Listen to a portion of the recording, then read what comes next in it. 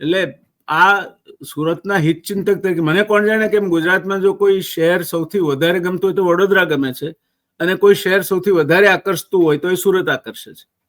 જી જી, બંને મારી સ્વપ્ન નગરીઓ રહી છે. જી જી, એટલે સુરતના વિકાસમાં કંઈ પણ થતું હોય તો આઈ ઓલવેઝ ફીલ ઇન્વોલ્વ કે નહીં ચલો કુછ હો રહા હૈ. જી જી સાહેબ. અને સદનસીબે ઘણું બધું થયું છે.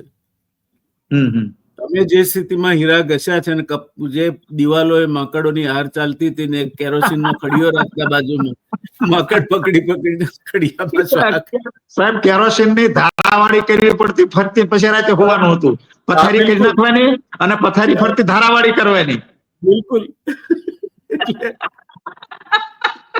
એ સુરત આજના સુરત સાથે સરખાવીએ તો કદાચ એ વખતે કોઈ આ બધી આગાહી કરી હોત તો ગાંડો માનત કોઈ. ગાંડો માનત, સાચી વાત છે. આગાહી કરો છો તે આગાહી સાથે હું સંમત છું. સુરતને આ ડોમેસ્ટિક એરપોર્ટ તરીકે ચાલે, બહુ જ મોટું આવનાર 100 વર્ષને લક્ષ્યમાં રાખીને સુરતને મોટું એરપોર્ટ મળવું જ જોઈએ. એમાં ગુજરાતનું હિત છે.